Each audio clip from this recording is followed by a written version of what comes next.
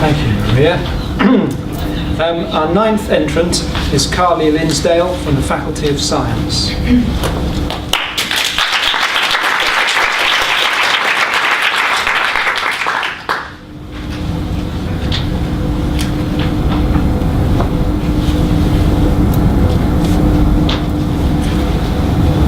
I want you to think of someone you know. How different are you? You might be different ages or a different sex, or they might be fatter than you, or have a different number of children, or you might get a different number of mosquito bites when you go on holiday. In a natural population, the differences that exist between one animal and another is called individual variation. My name's Carly.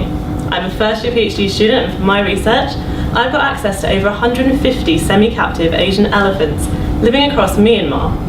And Myanmar's home to the largest captive population of Asian elephants in the world, with over 2,500 of these working in the logging industry. And they work in logging camps during the day, but at night they're free to forage in the surrounding forests and interact with wild elephants. But Asian elephants are endangered. Globally, they're declining, and low fertility and survival rates mean that the working population isn't currently self-sustaining, and it's necessary to capture wild elephants to support the working population and meet global export demands for timber. And parasites living inside of these elephants play a key role in their low fertility and survival, as they cause disease and death throughout the working population.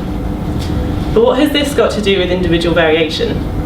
Well, do you react in exactly the same way to an infection as a baby would, or your partner, or your granddad?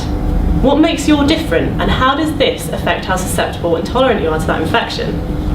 And to find out how and why individual elephants respond differently to parasitic infection, I'm comparing variation in their age, sex, reproduction, body condition and stress levels to monthly changes in their internal parasite abundance and diversity.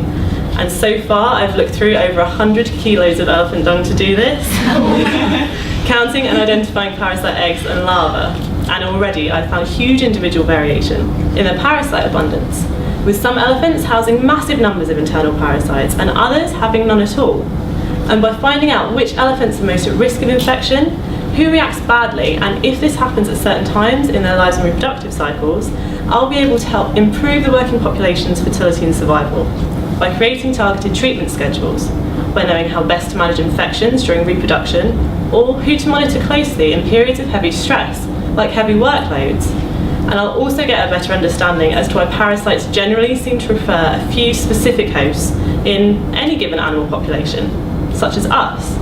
So if you do happen to be one of those people, like myself, that gets eaten alive by mosquitoes when you're on holiday, and no one else does, then at least I might be able to give you an idea of what specifically makes you so tasty. Thanks very much.